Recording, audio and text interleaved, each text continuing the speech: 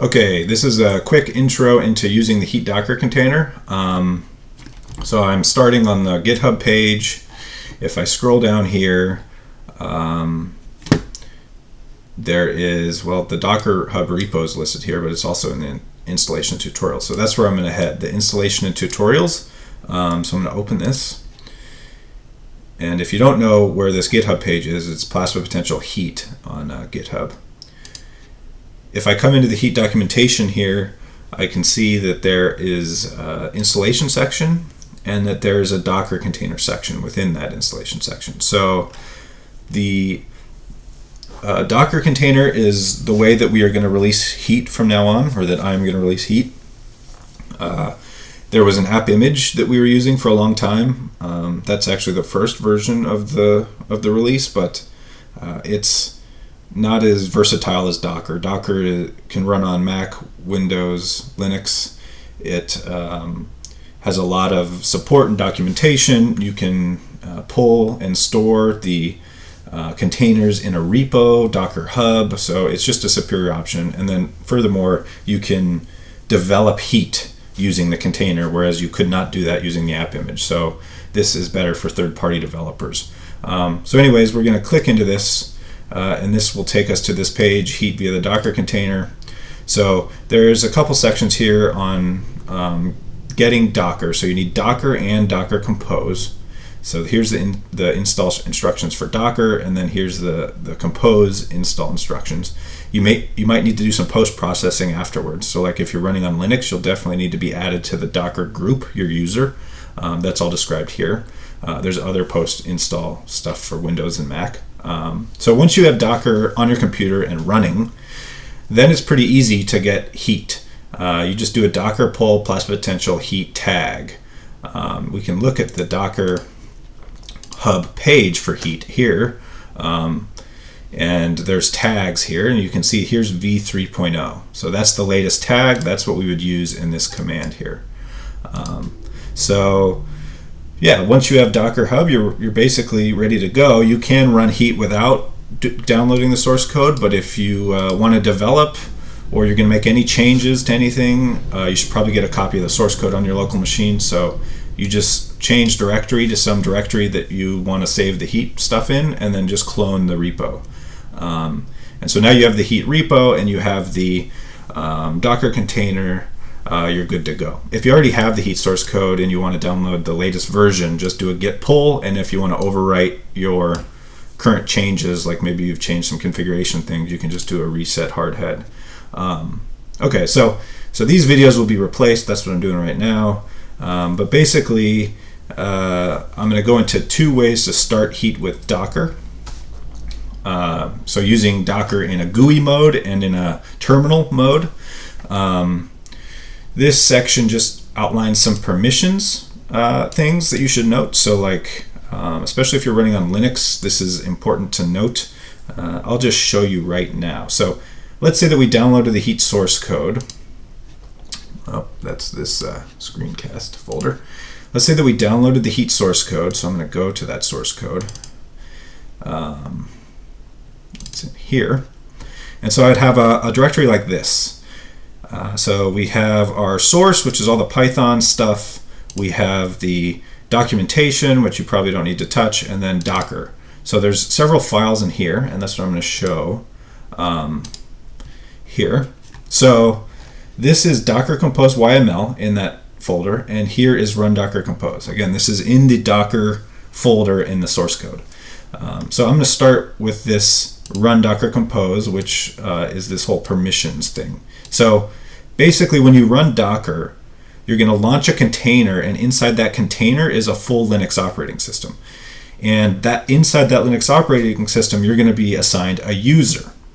And that user is going to have a user ID and a group ID. So you need to make sure that, especially if you're running this on like a work computer for a lab or a company, you need to make sure that your UID and your GID inside the container match outside, so that when you save files, they're under your username and you can access them. Otherwise, it's going to save them as a different UID, and then you won't be able to access them unless you have root access on the computer. So this script, run Docker Compose, there's a note in here, and it tells you what it does. And then this if statement basically allows you to pass in to this variable Docker GID and Docker UID your existing user ID and and the Docker group ID. So this will pass those variables into the container, and then down here at the bottom, you can either run directly into a bash terminal inside the container, or you can run the heat GUI by uncommenting this line. So we'll do both of those in a second. So if you're on an operating system that you need to pass in your UID and GID, leave this uncommented. I should mention that there are new versions of Docker that do this automatically for you. So in that case, you could just comment this out and then just use these bottom commands. The latest versions of Docker are pretty slick, and they do UID, GID mapping from the host operating system into the container. So you don't need to have this in there. And you can just comment this line out and just use these, or you can even just run these in the terminal. The other thing I'll mention real quick is that the latest versions of Docker Compose on some machines, the command doesn't appear with a dash. It looks like that.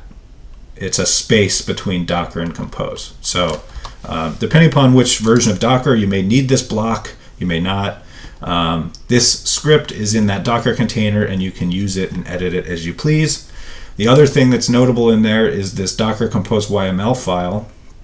So, okay, so I'll go back here. So that was this permissions section. I'm sort of jumping down to this section down here where we talk about the YML recipe file. So this recipe inside is what the Docker container reads before it launches. And so there's some stuff going on here. So like this is the image name. So remember what we pulled from Docker Hub. This needs to match here. If this said something that you don't have on your computer, it's going to try to pull it from Docker Hub.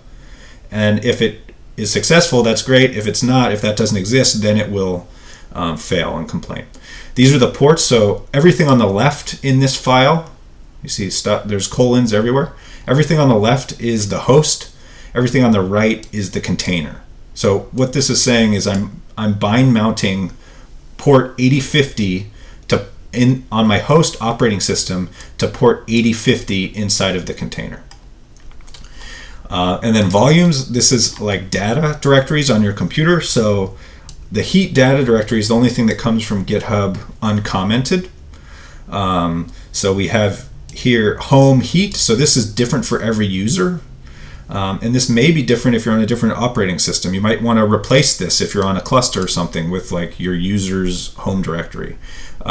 So this is where you want heat to save data, and this stuff on the right, don't touch it. That's what's inside the container. This is just set up all ready to go for you. So you'll edit stuff on the left of these. Here's the heat source code. So I'm going to like uncomment this. This is where I did my git pull or my git clone. So this is where my source code lives. This is basically, if I open this up again, so remember we have this directory here with Docker, docs, and all these other stuff, and then you click in here, it's where all the Python files are. So this is that location. And then that gets bind mounted to this location inside of the container.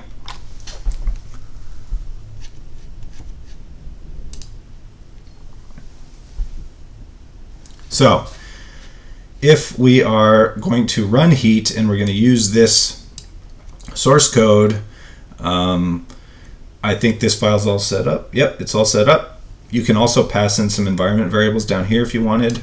Yeah, so this is ready to go. So I'm going to save this, and then I'm going to open a terminal window. This is how you would pull that command. I'm going to go to the folder where I have the Docker Compose recipe file. So on my machine, that is in, where is it? No, GitHub. Source. Is it? No. It's in GitHub. Yeah, it should be, let's see. Yeah, Docker. Okay, so I am in that folder where I have the Docker files. So here's my Docker Compose. Here's my run Docker Compose. Now that I've edited this Docker Compose and I've made the run compose do what I want, I'm going to just run this run Docker Compose. So let's start with doing the GUI mode. So I'm going to comment that and do this. This is for GUI mode. Oop, I got to save it. Oop. Save it, and then do a run Docker Compose here. Okay, so you can see that it is running this code block. It figured out that there's a Docker group and sets the Docker GID and then copies the UID in there. This is a warning that you won't see. This is for different Docker container. So we see that it's running here, and it's running on my local host. So I'm going to open a web browser here and just browse to localhost, which is 127.0.0.1, and remember we had port 8050, and here is heat, and there it is. So you can just get started loading your variables, which are described in other tutorials here. And I will mention that there is now a theme option in heat, so you can change the theme you want to be different themes. So so that is how you run it in GUI mode. Now let's show you how you'd run it. So I just killed the container. I'm outside of the container again. I'm going to close that. If I want to run in terminal mode, I'm going to go back to this file, and I'm going to have it launch me into the container in bash. Okay, so I'm going to launch heat container with bash is my entry point. So I'm going to run this again after I've saved it with this line now uncommented, and you can see I'm at a terminal, Linux terminal inside, and that's the container number. So if you remember, I put this source code right here. So let's just go look and see what's in there. And you can see on this side, that's where it is in the container. So I'm going to go to cd root. Oops, I'm in root, right? So it launches you as /root. Okay, so cd source heat, and you can see there's all my Python scripts, right? That's heat. Okay, so cool. So I'm going to exit the container real quick, and there's one other thing we need to do to run in terminal mode, and that is this batch mode directory. So this is, we're going to change this. So I have this set up for NSTXU, right? So this is the NSTXU is what all the tutorials are on. So this is a directory that contains a batch file and the NSTXU case. So watch some of the other videos to figure out what that means, but I need to link this in. So this is at test case v3.0 is where this lives. So I'm going to place this test case, I think it was _v3.0. Is that right? Yeah. And so I'm binding that. So this is wherever the root of the case is. So that's where the batch file lives, and the subdirectory with the machines. And then root terminal is where it's going to be binded into the container. So let's just run it one more time. And so we should be able to go to that directory, which root terminal. So we're already at root. So let's just change to terminal. And there we have our batch file and NSTX. So if I want to run heat now, I'm going to go and run the launch heat command at this location. So I'm going to go to /root /source/heat ls. Okay, so there is my launch heat script, and it's just like you run it in terminal mode. Python 3 launch heat mode terminal file is, remember, it's the batch file at this location.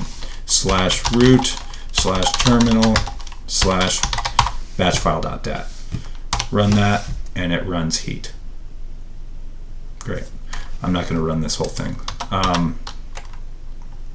Yeah. And so to exit out of the container, you can do a control D. Yeah. Okay. So that is how you do you run heat in a Docker container. I hope that was helpful. If you want to know how to do some of the other stuff I mentioned in this video, go check out some of the other videos in the tutorials page. Thanks.